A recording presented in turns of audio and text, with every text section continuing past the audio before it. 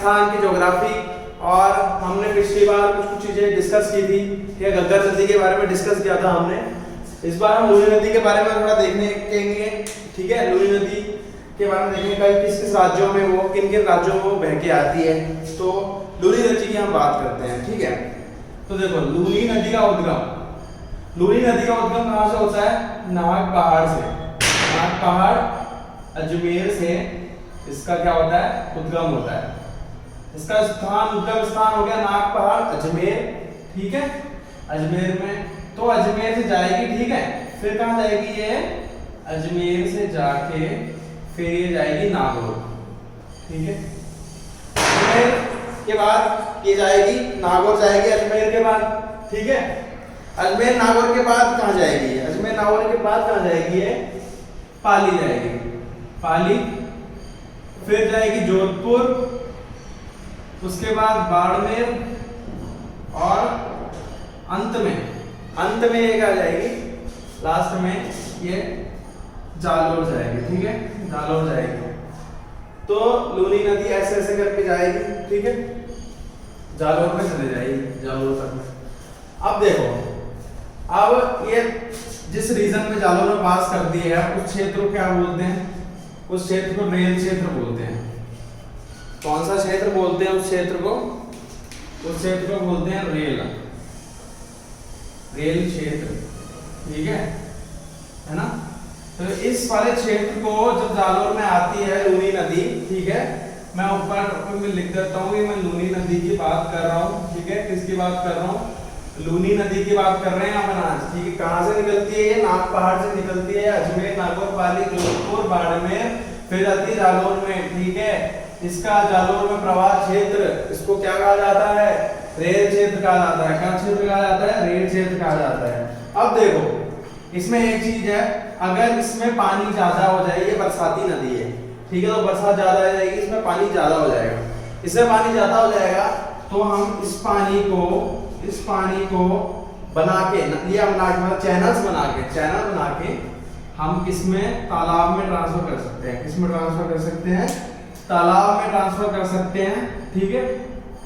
और इस विधि को क्या बोलते हैं? इस विधि को बोलते हैं नेहड़ा, ठीक है।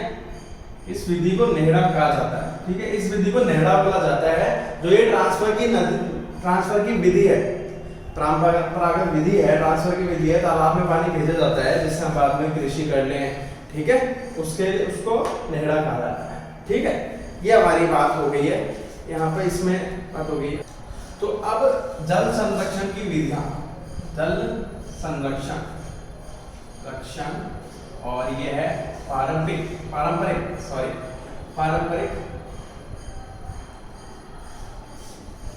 ठीक है। कौन सा वाला जल संरक्षण? ये पारंपरिक जल संरक्षण की विधियां, ठीक है, पारंपरिक जल संरक्षण की विधियां अभी कौन कौन सी है? तालाब, झील, पटाखे की आवाज सुनाई दे रही होगी, आप दशहरा है, पटाखे उड़े जा रहे हैं आज के दिन, ठीक है। तालाब, झील, बावड़ी, कुआं, नाला, टोबा, ठीक है, और कुआं के बाद कुई, नाडी, ठीक है, और एक खड़ी बिंदु में। तो ये जल संरक्षण की विधियां हैं, पारंपरिक जल संरक्षण की विधियां हैं, ठीक है। अब बात करेंगे वर्षा संरक्षण की, वर्षा की। अब अपन बात कर रहे हैं वर्षा जल संरक्षण की बात कर रहे हैं, वर्षा जल संरक्षण, ठीक है। और वर्षा जल संरक्षण में क्या होता है? इसमें तो ये है हम पानी को स्टोर करके रख रहे हैं, लेकिन इसमें वर्षा जल संरक्षण में क्या हो रहा है? वर्षा जो आ रही है एक तरह से रेन वाटर हार्वेस्टिंग की तरह ही है, उस तरह से कि ये रेन वाटर हार्वेस्टिंग में अपन छतों में स्टोर करते हैं, उस पानी को यूज लेते हैं, इसमें नेचुरल सोर्सेज में स्टोर कर रहे हैं बेसिकली। जैसे कि देखो यहाँ पर एक तालाब है, क्या है? यहाँ पर एक तालाब है, ठीक है, तालाब है। अब इस तालाब में यहाँ पे ढालनुमा क्षेत्र बना दिया जाता है, ठीक है। मनरेगा के वर्कर्स को बुलाया गया, यहाँ पे खुरपी से, खुरपी मतलब ठीक है, खुदवा के यहाँ पे क्या बनाया गया, ढालनुमा क्षेत्र बना दिया गया। ढाल इसकी अंदर की तरफ ढाल रखी गई, ठीक है, अंदर की तरफ क्या रखी गई, ढाल रखी गई और ये ढालनुमा क्षेत्र बन गया, ठीक है, क्या बन गया, ढालनुमा क्षेत्र। तो यहाँ पे ढालनुमा क्षेत्र को बनाया गया, ठीक है, क्या बनाया गया, ढालनुमा क्षेत्र बनाया गया, ठीक है। क्या बोलेंगे उसको, ढालनुमा क्षेत्रों को क्या बोला जाता है, एक तालाब में बनाया हमने, ठीक है, फिर ढाल बना दिया, उससे पानी अंदर आ रहा है हमारा, ठीक है, उससे पानी अंदर आ रहा है, तो इसको बोलेंगे आगोर। कैसे कैसी विधियां हैं, आगोर, पायतन और मदार। आगोर, पायतन या मदार, देखो ये तरीके हो गए कि यहाँ पे इसको वर्षा जल संरक्षण के तरीके हो गए। और एक चीज और देखते हैं हम, ये पहाड़ है, ठीक है, दिख रहा है आपको पहाड़, ठीक है, पहाड़ के नीचे वाला क्षेत्र दिख रहा है, तो पहाड़ के ऊपर वाले क्षेत्र से नीचे वाले क्षेत्र में पानी आ जाएगा, इसको अपन सेव कर लेंगे। इस विधि को बोला जाता है झालरा। क्या बोला जाता है, झालरा। झालरा कहा जाता है इस विधि को, झालरा की संज्ञा दी जाती है कि तटवर्ती क्षेत्र मतलब नीचे वाला क्षेत्र में जो पानी आ रहा है, ऐसे अपन स्टोर कर रहे हैं, उसको अपन झालरा बोलते हैं। तो लूनी बेसिन का क्षेत्र के बारे में बात करिए, कहां से निकलती है, ठीक है। अब इसमें जो पर्वत है, लूनी बेसिन के जो पर्वत है उसके बारे में बात करेंगे। एक इसमें पर्वत है, कौन सा पर्वत है, ग्रेनाइट पर्वत, ठीक है, ग्रेनाइट पर्वत है। ये कहां पर है, ये कहां पर है, जालोर में है, ठीक है, किसमें है, ये जालोर में है ये ग्रेनाइट पर्वत। और एक है डोरा पर्वत। कौन सा पर्वत, डोरा, ठीक है, एक डोरा पर्वत है, ये क्या कहां है, जालोर में, ठीक है, जालोर में, जालोर की जसवंतपुरा की पहाड़ियों में, जसवंतपुरा की पहाड़ियों में है, जालोर की जसवंतपुरा की पहाड़ियों में स्थित, जसवंतपुरा की पहाड़ियों में स्थित है, ठीक है। जसवंतपुरा की पहाड़ियों में क्या स्थित है, डोरा पर्वत स्थित है। हम बात कर रहे हैं लूनी बेसिन में जो पहाड़ पाए जाते हैं उनके हम मुख्यतः क्या कर रहे हैं, उनकी हम बात कर रहे हैं, ठीक है। यहाँ पे कौन सी भाषा बोली जाती है, गोदावरी भाषा बोली जाती है, मैंने आपको बताया था, इसलिए इसको गोदावरी प्रदेश भी बोला जाता है। कौन सा बोला जाता है, गोदावरी प्रदेश भी बोला जाता है, गोदावरी, ठीक है, गोदावरी इस भाषा इसमें बोली जाती है। गोदावरी भाषा में एक बुक भी लिखी गई है। कौन सी लिखी गई है, एक बुक भी लिखी गई है, ठीक है, बीसल देव रासो, बीसल देव रासो बुक लिखी गई है, ठीक है। किसने लिखी है, नरपति नल्हान ने लिखी है, नरपति नल्हान ने लिखी है, ठीक है। तो ये वाली बात है। तो पहाड़ियों की बात करेंगे, ग्रेनाइट पर्वत, डोरा पर्वत, तरह की पहाड़ियां हैं। अब पानी का हम संरक्षण कर रहे हैं, इसकी हमने विधियां भी देखी ना, कौन सी थी, तालाब, नाड़ा, कुई, ठीक है, कुछ ऐसी विधियां हमने देखी और भी। तो मुख्यमंत्री स्वावलंबी अभियान, जल स्वावलंबी अभियान, ये एक अभियान है, किसने चला गया है ये, कि इससे राजस्थान को जल के रूप में स्वावलंबी बनाया जाए, जल के, ठीक है, संदर्भ में स्वावलंबी बनाने के लिए मुख्यमंत्री जल स्वावलंबी अभियान चलाया गया, ठीक है। तो हम हेडिंग डालते हैं, मुख्यमंत्री जल स्वावलंबी अभियान, ठीक है, जल स्वावलंबी अभियान, ठीक है। जल पे फोकस है हमारा, यहाँ पर जल को बचाना है, किसको बचाना है, जल को बचाना है। मैं जल को हाईलाइट कर रहा हूँ, ठीक है, पानी को हाईलाइट कर रहा हूँ, पानी को बचाना है, ठीक है। ये कब शुरू हुआ, 27 जनवरी 2016 में इसका इनॉग्रेशन हुआ, वसुंधरा राजे जी ने हमारे किया, ठीक है, इसका इनॉग्रेशन किया, ठीक है। तो 27 जनवरी 2016 को गर्दनखेड़ी नामक स्थान पे, गर्दनखेड़ी नामक स्थान पे इसका इनॉग्रेशन हुआ, ठीक है। तो ऐसा पूछा जा सकता है कि मुख्यमंत्री जल स्वावलंबी अभियान का इनॉग्रेशन कहाँ किया गया, स्टार्ट कहाँ से हुई, गर्दनखेड़ी नामक स्थान से क्या हुई, शुरू हुई। अब बोले गर्दनखेड़ी कहाँ पर, गर्दनखेड़ी झालावाड़ में, ठीक है, झालावाड़ में गर्दनखेड़ी नामक स्थान है, वहां से इसको शुरू किया गया, ठीक है। तो उसके बाद इसके चरण, इसके कितने चरण, 1 2 3 4, फर्स्ट सेकंड थर्ड फोर्थ, 4 चरण में बांटा गया इसको, 4 चरण में क्या गया, बांटा गया। देखो हम कोई से भी अभियान चलाते हैं उसको एक साथ नहीं चलाते, उसको चरणों में चलाते हैं। किसमें चलाते हैं, चरणों में चलाते हैं, और ठीक है। तो ये 4 अभियान शुरू हुए, अलग अलग टाइम पे हुए। उद्देश्य की बात करते हैं पहले कि मुख्यमंत्री जल स्वावलंबी अभियान का उद्देश्य क्या था। देखो उद्देश्य तो सिंपल सा है कि स्वावलंबी बनाना है, इंडिपेंडेंट बनाना है, क्या है ना, इंडिपेंडेंट बनाना है। बेसिकली हमको किसी से डिपेंडेंट ना होना पड़े, ठीक है। हमारे खुद में भी इतने सोर्सेज हो पानी के कि हमको कहीं और से पानी नहीं मांगना पड़े, ठीक है। तो इसके उद्देश्य की बात करेंगे, उद्देश्य की बात करेंगे, उद्देश्यों की बात करेंगे, ठीक है। पहला उद्देश्य तो वही जल के संदर्भ में स्वावलंबी बनाना, क्या बनाना, स्वावलंबी बनाना, ठीक है, स्वावलंबी बनाना, ठीक है। तो मतलब स्वावलंबी बनाना, जल के संदर्भ में क्या बनाना है हमको, स्वावलंबी बनाना है इसको। दूसरा, अब देखो जल के रूप में स्वावलंबी होगा तो आर्थिक सामाजिक विकास भी हो गए, ठीक है। तो आर्थिक और सामाजिक विकास, ठीक है, आर्थिक और सामाजिक विकास होना चाहिए, ठीक है। इसके उद्देश्य थे कि आर्थिक और सामाजिक विकास होना चाहिए, ठीक है। अब तीसरा था पर्यावरण संरक्षण, क्योंकि पानी आएगा, हमारे पेड़ हम लगाएंगे, पर्यावरण संरक्षण, ठीक है। तो ये इसके वो थे, उद्देश्य थे। अब 4 चरण की बात करें, 4 चरण कब हुए, 4 चरण कब हुए। पहला चरण कब हुआ, देखो 27 जनवरी से शुरू हुआ था, तो जनवरी 2016 से हुआ था ये शुरू, ठीक है।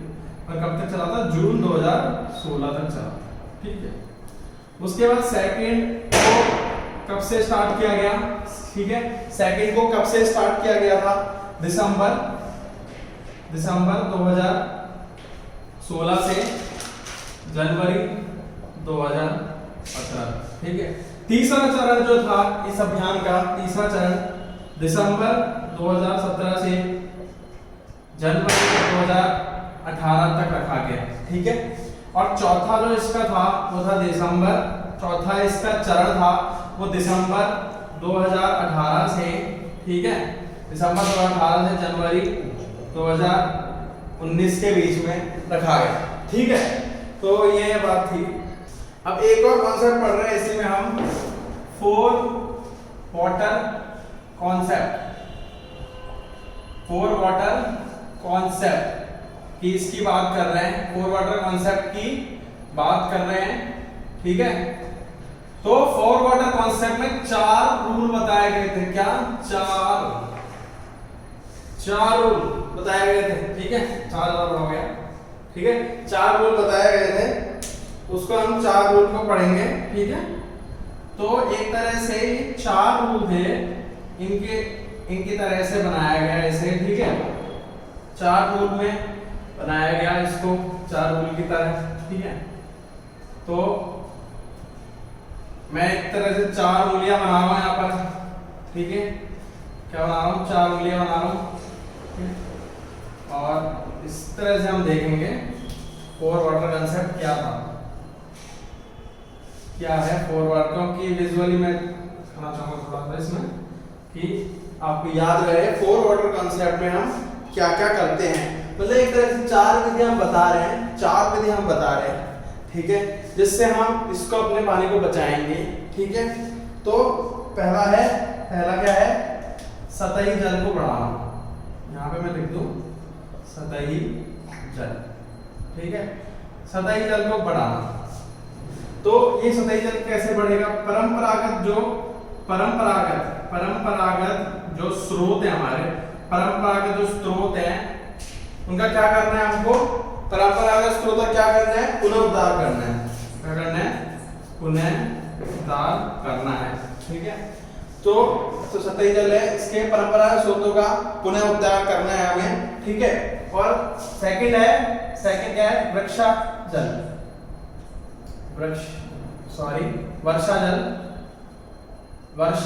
बढ़ाना है, ठीक है, वर्षा जल बढ़ाना है। तीसरा है भूमिगत जल बढ़ाना है, भूमिगत जल। और ये वाला है चौथी जो उंगली हमारा, ये मृदा की नमी को बढ़ाना है, ठीक है। तो ये कैसे हो जाएगा, ये तो हो जाएगा वृक्षारोपण से हो जाएगा, ठीक है, वृक्ष लगाएंगे हम, वृक्षारोपण से हो जाएगा, ठीक है।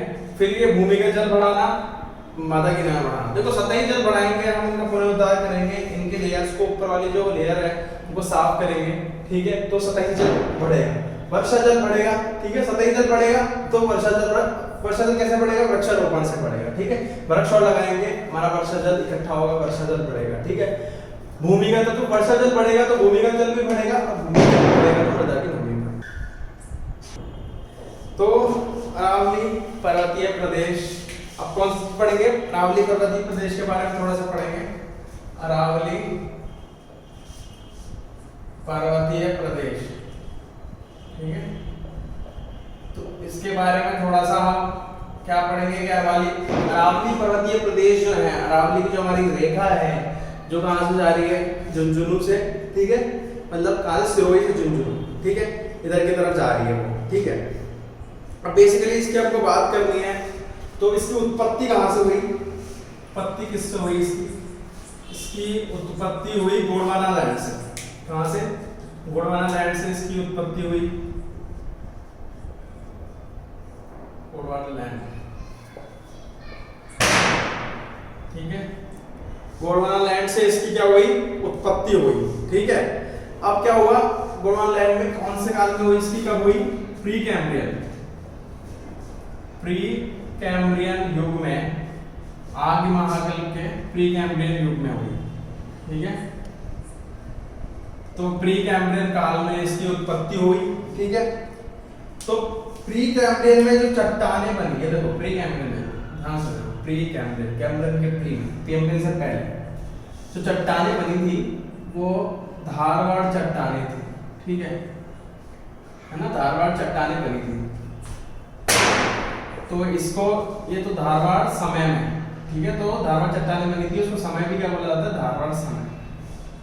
तो ये बोल सकते हैं कि अरावली पर्वतीय प्रदेश कहीं ना कहीं धारवाड़ चट्टानों से रिलेटेड है, मतलब धारवाड़ चट्टानें, ठीक है, ये धारवाड़ चट्टानों में आता है अरावली पर्वतीय प्रदेश, ठीक है। तो धारवाड़ समय में इसकी जो हुई उत्पत्ति हुई, ठीक है। तो भारत में अरावली प्रदेश कुछ इस तरह से जाता है, मैं आपको देखो कुछ इस तरह से जाता है। अब प्रॉपर बताऊंगा मैं कहाँ जाता है, ठीक है, प्रॉपर बताऊंगा कहाँ जाता है, ठीक है। तो बेसिकली ये गुजरात, ये अपना राजस्थान, ठीक है। अब कहाँ से ये निकलती है, ठीक है, गुजरात में स्थान है, फिर दिल्ली में एक स्थान है, ठीक है। गुजरात, तो अब ये पता है आपको, गुजरात से दिल्ली जाती है। गुजरात में स्थान है पालनपुर करके, क्या करके, पालनपुर, गुजरात में पालनपुर स्थान है। और दिल्ली में एक स्थान है, ये कहाँ है, दिल्ली में जाती है, तो दिल्ली में स्थान है रायसीना करके। तो ये पालनपुर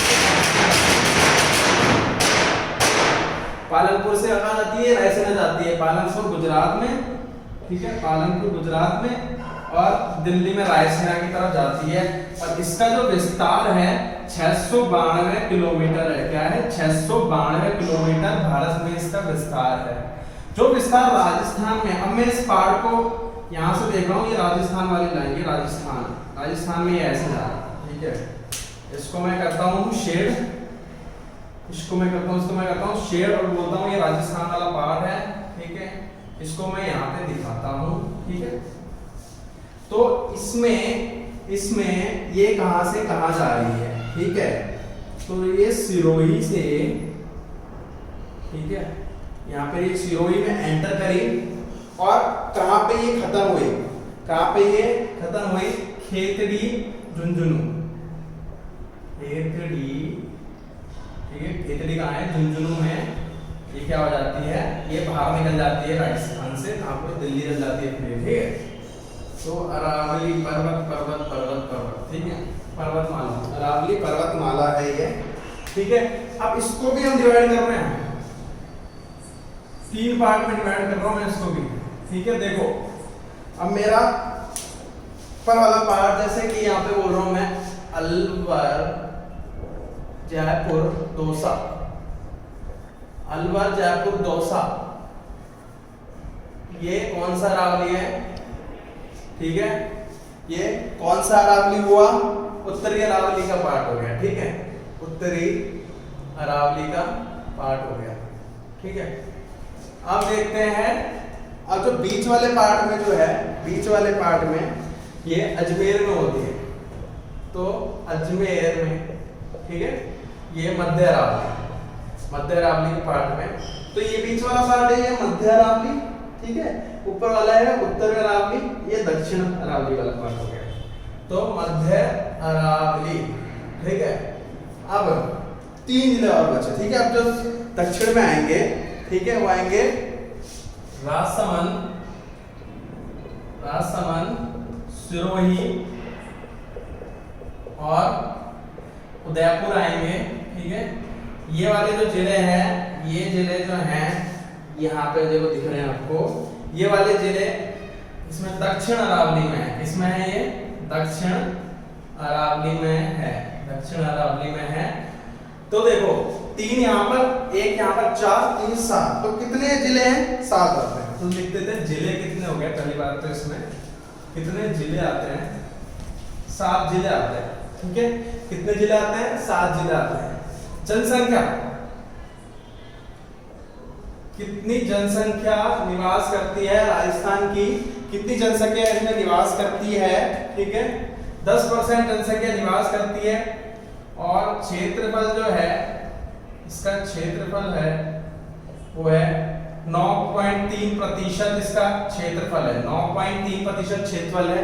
तो हमने बात करी अरावली प्रदेश की, ठीक है, ये सारे पॉइंट्स की बात करी आपने।